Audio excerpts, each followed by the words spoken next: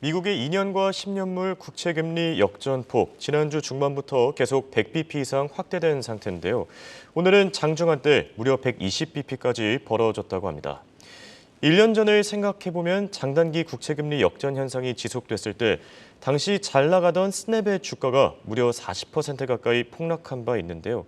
제2의 스냅 폭락 사태가 발생하지는 않을지, 발생하게 된다면 어떤 종목이 도마 위에 오르게 될지 오늘은 이 문제를 진단해 보겠습니다. 도움 말씀에 한국경제신문의 한상준 논설위원 나와 계십니다. 안녕하십니까? 네, 안녕하십니까?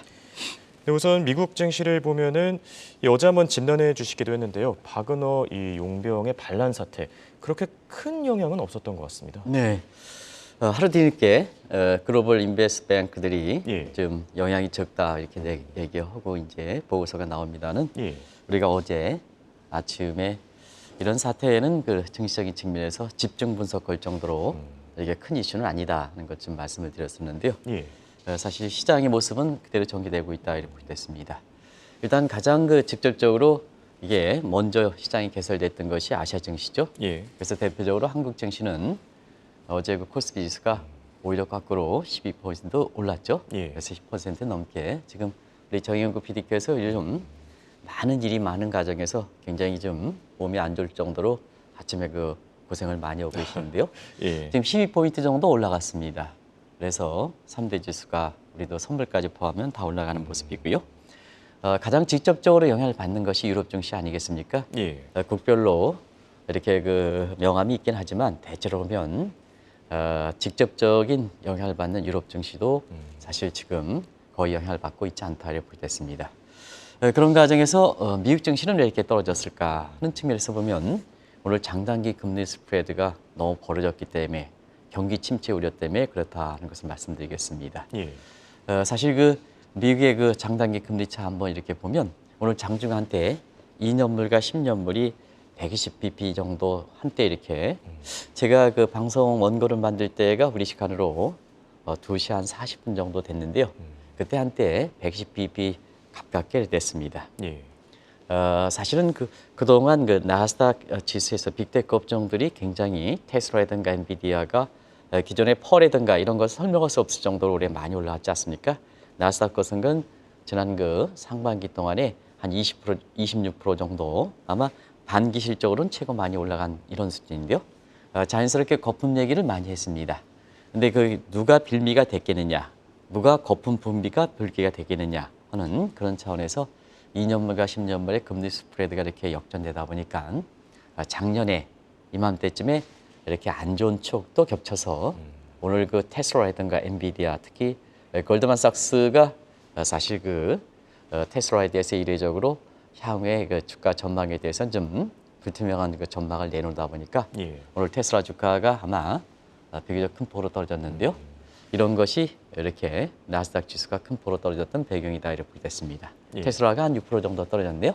이렇게 해서 그래서 시청자분이 뭐 잘 아시겠습니다는 저도 이 부분에 대해서 궁금합니다는 그다음 올해 들어서 업종별 차별화 속에 종목별 차별화 속에 사실 미국의 그 매그니피센트 7이라든가 메가캡 8 종목들이 좀 주도했기 때문에 이것이 향후에 어떻게 될 것이냐 하는 측면에서 장단기 금리 스프레드가 굉장히 그의 그 단체 역할을 하지 않겠느냐 하는 측면에서 월가에서 이 문제가 최대 이슈로 등장하고 있다 이렇게 보게 됐습니다. 네, 앞서 진단해 주시는 과정 속에서 미국의 2년과 10년물 국채금리 역전 현상을 짚어주셨는데요. 이번에는 종전과는 다르다고요? 네, 사실 장단기 금리 스프레드가 역전됐던 것이 지금은 잘 들리지 않았습니다는 예.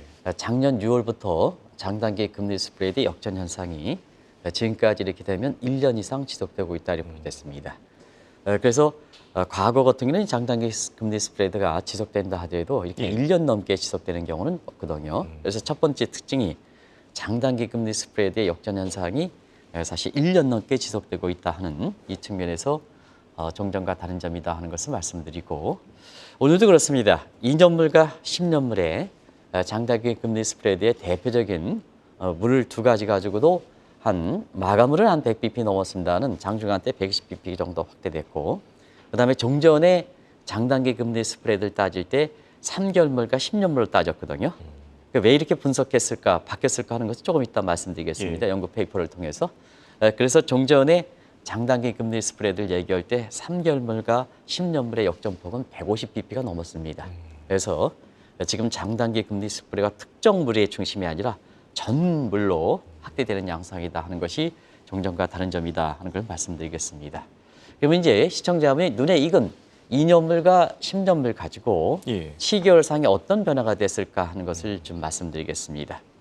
2년 전 이맘때입니다. 그러니까 2021년 6월 달이죠. 이때는 장기물이 단기물보다 10년물이 2년물보다 이렇게 정상적인 예일드 커브 단조 장거가 됐습니다.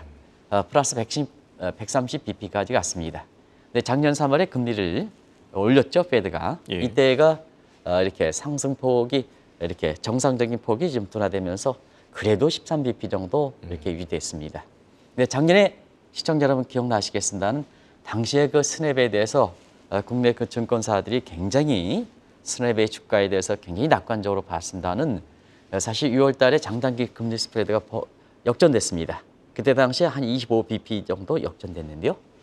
이 수준이 이렇게 사실 그 1년이 지난 시점에서 이렇게 보면 지금 최근 3일 동안 지난주 중반 이후에 장단기 금리 스프레드에서 대표격인 2년물과 10년물이 지금 마감 지수로 오늘까지 포함해서 3일 연속 100bp가 넘는 상태입니다. 예. 그러다 보니까 사실 지금 상태에서 두 가지 측면, 이렇게 1년 이상 장단기 금리 스프레드가 이렇게 벌어지면 파월 의장이라든가 제닛 앨런 의장의 경기가 괜찮다 그러는데 그러면 장단기 금리 스프레드에 대한 페드의 시각이 바뀌었을까? 예. 원래 이론적으로 보면 장단기 금리 스프레드가 역전되는 건 경기 침체지 않습니까? 그렇죠. 근데 파월이라든가 그다음에 제닛 앨런은 경기가 좀 괜찮다 그랬거든요. 그러면 이게 종전에 장단기 금리 스프레드가 경기 침체 지표로서 경기 판단 지표로서 페드 입장이 변했을까 하는 측면.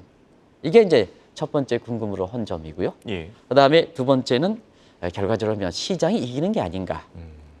페드에 벌써 시장이 이기는 게 아닌가. 그래서 올해 그 8월 달에 이제 2개월 정도 나왔습니다는 잭슨홀 미팅에서 미국 경기 침체 논쟁 그리고 이거에 따라서 우리가 일부 시장에서는 연내 금리 동결이 6월 달 됐으니까 금리 인하되는 게 아니냐 하는 이런 시각이 한 이슈로 등장할 수 있는 가능성이 높은 것이 바로 최근에 장단기 금리 스프레드의 역전 현상이다 하는 걸 말씀드리겠습니다. 예. 사실 장단기 국채금리 역전 현상 그동안 쭉 지속돼 왔는데요. 지난 주말 사이 특히나 더 주목을 받았었던 건 아무래도 1년 전에 말씀하신 대로 스냅의 주가가 폭락했기 때문 아닙니까? 네. 2년물과 10년물에 1년 전에 앞서 말씀드린 같이 예. 금리 역전폭이 25bp까지 마이너스가 됐거든요. 역전됐거든요. 이때 잘 나가는 스냅 주가가 하루에 39% 지금 말씀하신 40% 폭락됐던 사고입니다. 요걸 좀 장단기 금리 스프레드가 이렇게 됐을 때 빅테크 업종들이 거품이 있었을 때 이게 거품의 분기의 단체 역할을 2000년 뉴 밀레니엄 시절부터 좀 시간을 좀 역산해서 한번 좀 시청자분의 판단을 도우기 위해서 말씀을 드리도록 하겠습니다. 예. 자, 2000년 닷컴 버블, 인터넷의 제3차 혁명이다 할 정도로 닷컴 버블이 굉장히 심했었죠. 이때 당시에 장단기 금리 스프레드가 50bp 정도 역전폭이 확대됐습니다. 그리고 우리가 장단기 금리 스프레드가 가장 벌어졌던 때가 스태그플레이션 당시에 닥쳤던 1980년대 초다. 이때는 240bp까지 이렇게 확대했다. 이렇게 말씀드리겠는데요. 예. 자, 2000년대 들어서 장단기 금리 스프레드가 앞서 말씀드린 같이 50bp 정도 확대되는 상태에서 자, 그때 나스닥 주가가 굉장히 많이 떨어졌거든요. 아시겠습니다만 9/11 사건도 겹치긴 했습니다는 나스닥 지수가 2002년까지 무려 80% 정도 폭락한 사태가 아픈 추억이 있다 이렇게 볼 때 있습니다. 예. 그것이 이제 1년 전에 스냅 주가 관련해서 장단기 금리 스프레드가 25bp 정도 이렇게 역전되다 보니까 잘 나가는 그 나스닥 지수 떨어지고 거기에 작년에 나스닥 지수를 주도했던 아마 홍영거도 방송을 진행했기 때문에 예. 작년에 스냅 해가지고 굉장히 많이 얘기 나왔었죠. 맞습니다. 이 주가가 하루에 9% 정도 폭락하는 상황에서 자, 과거로 들어가면 닷컴 버블이 이렇게 그때 폭락했던 사건이 연루시켜서 제2의 닷컴 버블 붕괴의 신호가 아니냐 하는 시각들이 사실 많이 나왔거든요. 이런 것이 여름 휴가철에 그렇게 장기 휴가를 떠나는 이렇게 금융사라든가 그다음에 투자자 관점에서는 이 부분이 월가에서 굉장히 관심이 되고 있다. 자, 장기 휴가를 낼 때는 지금 어떻게 되겠느냐. 기술주가 앞으로 계속해서 간다면 롱 포지션을 치는 데 비해서 예. 제2의 그 이렇게 스냅 사건이 될 것이다 하는 측면에서 골드만삭스 얘기처럼 하면 사실 숏 포지션에서 좀 차익 실현을 해야 되는 상태거든요. 예. 그래서 이 문제는 지금 투자자라든가 각종 글로벌 인베스트먼트들이 어떻게 할 것이냐 하는 측면에서 굉장히 이슈가 되는 대목이라는 걸 말씀드리겠습니다. 예. 확실히 변곡점에 놓인 것 같은데요. 그래서 그런 걸까요? 월가에서도 제2의 스냅 종목 과연 어디가 될 거냐 여기에 굉장히 많은 관심이 모이고 있다고요? 네, 투자자 입장에서는 향후 증시와 관련이 없이 예. 전반과 관련이 없이 좀 많이 올라오셨으니까 사실 한 10일 전서부터 균형의 미학으로 많이 올린 업종을 중시해 차익 좀 실현해달라 하는 말씀을 드렸습니다. 예. 시청자분이 왜 이렇게 그때 그런 말씀을 계속해서 드려오냐 하면 자, 오늘도 빅테크를 중심으로 해서 향후 하반기 증시 전망이 상당히 좀 엇갈리고 있죠. 아마 지난주까지 S&P가 주가가 4,500 갈 것이다. 홍행코도 예. 최부학회사는 그렇게 얘기했습니다.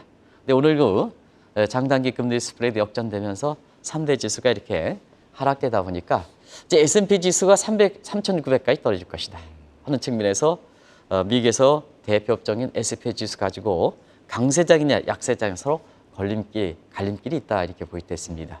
그런 과정에서 보면 일단은 개인들의 입장에서는 많이 오른 종목을 중심으로 해서 차익 실현해 주는 것이 좋다. 균형의 미학을 가져가는 것이 좋다 하는 것을 말씀을 드리겠는데요. 공교롭게도 그런 얘기가 좀 잘 안 들리시는 것 같습니다. 물론 우리 시청자분께서는 굉장히 현명하신데요. 일부 분들이 그렇습니다.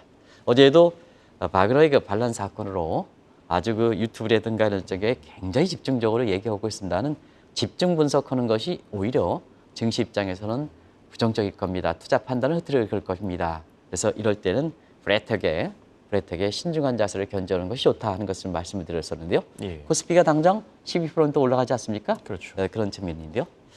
그런 쪽에 한국경제TV의 계도 방송이라든가 이런 것보다는 이 유튜브라든가 이런 측면에 자극성으로 발언하는 것 때문에 투자 판단이 되고 판단이 실수가 되고 그래서 최근에 여러 가지 금융 사건이라든가 이런 쪽에서 굉장히 투자자한테 많은 손실을 초래하는 것이 이렇게 지금 모습이 아닌가 생각합니다.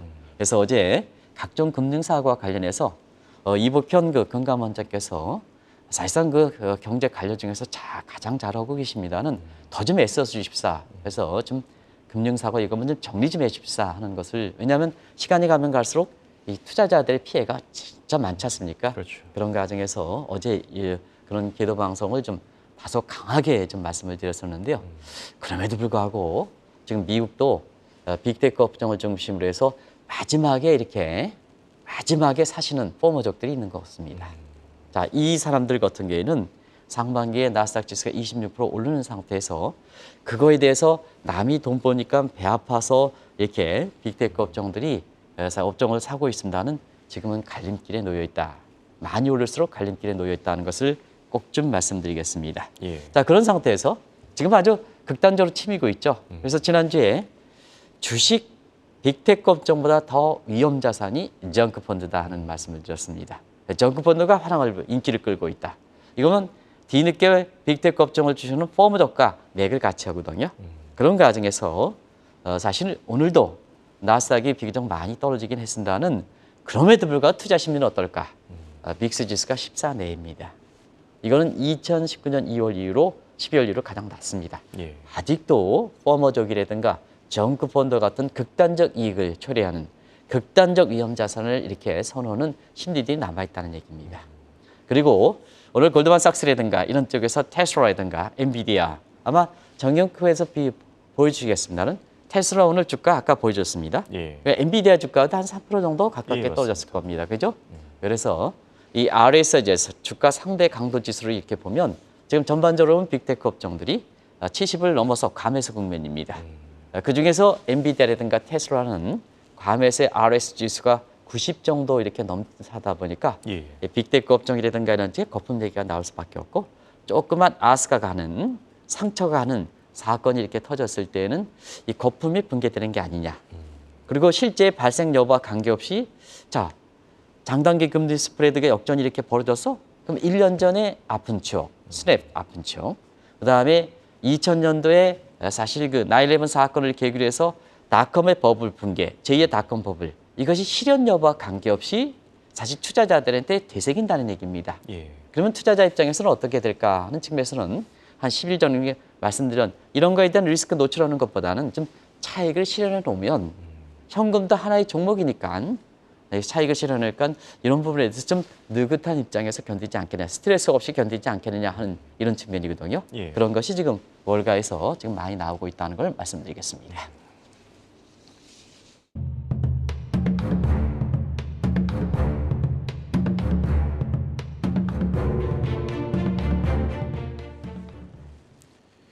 그렇다면 최근 장단기 국채금리 역전 현상을 두고 연준의 전현직 의장들은 어떻게 생각하는지 정리해 주시죠. 네, 1913년 페드가 설립한 이후에 예. 장단기 금리 스프레드 가지고 가장 경기 진단과 예측에 대해서 가장 많이 활용했던 사람이 앨런 그린스펀이다 이렇게 이제 보시면 되겠습니다. 예. 앨런 그린스펀은 1980년대 이후에 최장의 페드 의장을 대신다는 세경제 대형제 대통령으로 이렇게 되면서 가장 경기 진단과 예측이 잘해서 통화정책의 생명인 프리엠프티브, 선제성을 유지했던 대표적인 분이거든요.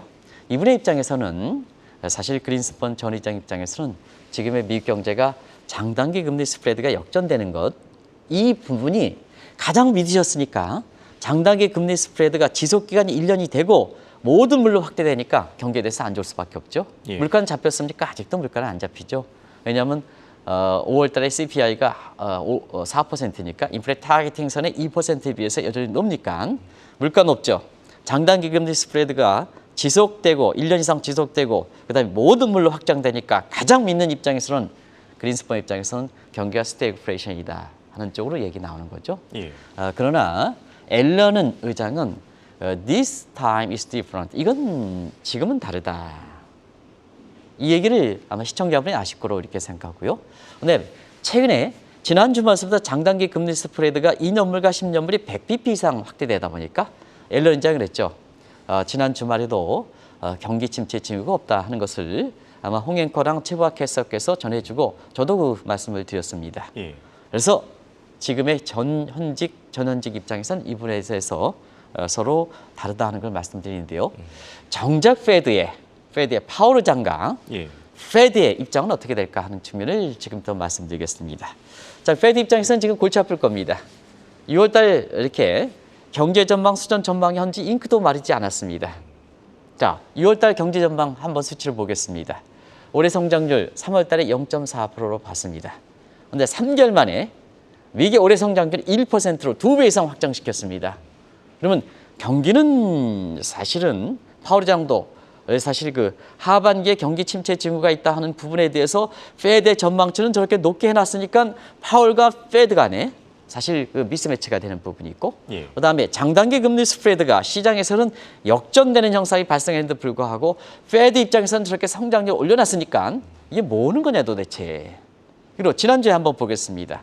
지난주에 파월 의장이 상원의원에서 사실 올해 연내 종전의 입장을 다르고 하반기에는 경기 침체 징후가 있다고 얘기해놓고 연내 2차례 정도 인상이 가능하다 하는 입장에서 그때 당시 어떻게 세계경제 대통령이자 페드의 파월 의장이 두 가지 측면 어떻게 비트코인과 같은 법화 이외의 2분의 1 화폐 기능을 인정했을까? 이것도 잘못된 거다. 예. 그다음에 페드 의장이 아무리 개인적 의견이라도 페드 의장은 캐스팅 보트를 갖고 있지 않습니까? 그런 측면에서 연내 2차례 인상이 가능하다. 이렇게 하는데 실제로 시장에서는 장단기 금리 스프레드가 지금 100bp 넘게 확대되는 측면이 1년 이상 지속되면서 지금 100bp 정도 역전 현상이 1년 이상 되면서 지금 최근에는 100bp 정도가 확대되는 것이 지금 3일 연속 지속됐지 않습니까? 예. 그러면 연내 2차례 인상이 가능할 것이냐? 당연히 시장에서는 회의감이 있는 거죠. 그렇죠. 그래서 아주 혼탁한 상황이다. 파월도 갈 길을 잡지 못하는 상황이다. 이걸 예. 말씀드리겠습니다. 지금 이 장단기 국채금리 역전 현상, 사실 경기 침체로 받아들여야 될지 연준도 고민이 많을 것 같습니다. 그만큼 좀 자체적으로 면밀하게 검토하고 있지 않습니까? 네, 월가에서도 사실 지금 상태에서는 페드가 이 예. 장단기 금리 스프레드 역전 현상이 1년 이상 되고 지금은 100bp 정도 확대되는 것이 3년 연속 지속되는데요. 자, 정작 본인들 전 의장인 제닛 옐런도 그렇고 그다음에 사실 파월 의장도 지금에서 경기 침체 징후가 아니다. 연내 2차례 정도 파월 의장을 올린다. 그러면 종전에 가장 페드 입장에서 믿었던 장단기 금리 스프레드가 경기 진단과 경기 예측에 대한 이 시각에 대해서 종전의 관점에 흐트러진 게 아니냐 하는 것이 월가 입장에서는 지금의 가장 관심사가 되거든요. 예. 그러면 종전의 입장을 한번 보겠습니다. 이 문제가 논란이 되다 보니까 페드 입장에서도 제3자한테 사실은 뭐냐, 3자한테 용역을 줬습니다. 이 대목은 좀 시청자 여러분이 잘 아실 겁니다. 에스트랄과 미스켄, 이건 유명한 통화정책 관련된 이론적으로 슬링 율곡선에서 연구하신 이런 분들인데요. 이분에 대해서 예측을 했는데요. 여전히 가장 유용한 경기 예측 지표다. 자, 수준이 왜 오늘 100bp를 강조하느냐, 장중 120bp를 강조하느냐 하면 레벨이 체인지보다 예측력이 높다. 그러니까 이 100bp 확대되는 것은 특별한 의미가 있다. 레벨이니까. 예. 그다음 범위를 보겠습니다. 우리가 2년물과 10년이면 종전의 장단계 대표 금리에 해당되는 3개월물과 10년물도 150bp 정도 확대됐습니다. 이거 이런 측면이거든요. 그러면 누가 보더라도 경기 침체다. 이게 판단하는데 예. 왜 당신들은 정책 당국에서 파워프리즘 성격을 갖고 있는지 파월 의장이라든가 제닛 옐런 의장도 뭐냐면 경기 침체가 아니다 보니까 학교에서 논란이 될 수밖에 없죠. 자, 페드가 최근에 정치적으로 당신 자기 자신의 자리를 위해서 너무 정치적으로 영합하는 게 아니냐. 왜냐하면 엘리자베스 워런이라든가 이런 사람은 당신 교체해야 되나. 그러다 보니까 최근에 경기라든가 통화정책 관련해서 바이든의 입장에 자꾸 이렇게 가해는 입장이거든요. 파워프리즘이다. 비판을 받지 않습니까? 예. 그런 과정에서 보면 자, 지금 상태에서 보면 종전에 이렇게 가장 경기 진단과 예측 지표로 페드 입장에서는 가장 유용한 지표로 봤던 이 내용도 본인 스스로가 뒤엎을 정도로 지금 사실 경제 전망이라든가 파월이 이렇게 경기를 보는 시각이 상당 부분 다르다 하는 것을 말씀을 드리겠습니다. 예. 얘기를 듣다 보니까 결국은 정도 문제지 사실상 경기 침체 신호로 받아들여야 될 것 같은데 지금 미국에서도 이 침체 논쟁이 고개를 들고 있지 않습니까? 네, 지금 제닛 옐런 전직 의장, 지금은 재무장관, 그다음에 파월 의장, 현직 의장. 지난 2년서부터 인플레 셔크 당시부터 일시적이다, 경기 완전 고용도 2내 3년을 더 한다 하는데 지금 완전 고용 상태지 않습니까? 경기 진단도 오락가락하다 보니까 지금 신뢰가 많이 떨어지고 있습니다. 예. 제닛 옐런도 사실 지금 상태에서 많이 신뢰가 떨어진 상태입니다. 그러다 보니까 전현직 의장 중에 가장 지금 월가에서 그리워하는 사람이 그린스폰 전 의장이다. 그린스폰 의장은 미국 경제에 대해서 스태그플레이션이 우려된다는 것을 앞서 말씀드리고 예. 학계에서 보면 가장 지금 미국의 국가 채무라든가 이런 측면에서 부채 협상이 엊그제까지 끝났으니까 이 부채 협상과 관련해서 미국의 1990년대 재무장관을 했던 레이 서머스 교수가 이론적 측면에서는 가장 이렇게 그리워하는 사람이다 이렇게 됐습니다. 두 사람의 입장은 지금의 미국 경제 입장에서는 앨런 그린스폰 스태그플레이션, 그 다음에 서머스 교수 같은 경우에는 세큘러 스태그레이션 하이포시스, 구조적 장기 침체에 빠져 있다 하는 이론적으로 이렇게 된다 하는 걸 말씀드리겠습니다. 어찌됐든 이런 부분이 올해 잭슨홀 미팅에서 미국의 경기와 관련해서 경기 침체 논쟁이 이렇게 굉장히 거세게 얘기될 거고 경기 침체 논쟁에 따라서 어떤 가닥으로 보냐에 따라서 사실 금리 인하 문제, 동결 문제 내지는 파월 의장대로 연내에 추가적으로 두 차례 올라가느냐 하는 문제가 9월달 10월 1일부터 시작되는 이렇게 회계연도를 앞두고 마지막 2023년 회계연도가 정리되는 9월 페드 회의에서부터 아마 방향성이 결정되지 않겠나 이렇게 보고 있습니다. 네. 결론을 맺어보겠습니다. 장단기 국채금리 역전 현상 그리고 경기 침체, 비단 미국만의 문제는 아닙니다. 국내 상황은 어떻습니까? 네, 국내에도 장단기 금리 스프레드가 2년물이 대표성이 적다 보니까 우리는 3년물과 10년물 따지거든요. 예. 그래서 3년물과 10년물 뗄 때 5월 지공선 이후에 12bp 정도로 갇혀 있는 상태다 이렇게 보겠습니다. 한국에서 이렇게 보면 장단기 금리가 이렇게 갇혀 있는 상태인데요. 질은 좀 좋지 않습니다. 왜 그렇지 하면 단기물은 주요 중앙은행이 파월 의장이라든가 이창용 이렇게 하는 총재가 매파성으로 인플레 중에 매파성으로 단기물이 좀 이렇게 올라가는 상태고요. 장기물은 하반기에 한국에 대한 경기 침체다 보니까 안정자산 선호 심리가 희석되는 상태에서 사실상 장기 금리도 버리니까 장기채 가격이 떨어지고 금리가 올라가는 이런 상태에서 단기물과 장기물이 같이 이렇게 같이 올라가주니까 스프레드가 갇혀 있는 현상을 겪고 있다고 보게 됐습니다. 예. 결과적으로 보면 우리는 장단기 금리 스프레드가 역전되지는 않지만 평준화 현상, 스퀴즈 현상이 발생되고 있다는 얘기입니다. 그래서 어떻게 보면 전환점이다. 그런데 자 다음 달에 우리가 이 분야에 앞으로 어떻게 갈 것이냐 판단을 보는 것이 2분기 성장률이다 이렇게 됐습니다. 우리 경제 성장률을 보면 작년에 전기비 대비 마이너스 0.3, 1분기에 플러스 0.3, 2분기에 어떻게 되느냐. 만약에 성장률이 0.3% 밑으로 떨어지면 더블 딥이고 그다음에 이것보다 높으면 2분기 연속. 자, 작년 1분기, 4분기 대비해서 1분기 플러스, 1분기 대비해서 2분기 플러스 나오면 본격적인 경기 회복. 요 갈림길이다. 예. 이렇게 봐서 이 변곡점일 때는 많이 수익을 거둔 입장은 항상 차익을 실현해서 균형의 미학을 갖는 것이 가장 중요한 시점이라는 걸 꼭 좀 말씀드리겠습니다. 네. 이렇게 오늘은 장단기 국채금리 역전 현상과 함께 제2의 스냅 사태를 주제로 얘기 나눠봤습니다. 지금까지 도움 말씀에 한국경제신문의 한상춘 논설위원이었습니다. 네, 고맙습니다. 네, 고맙습니다.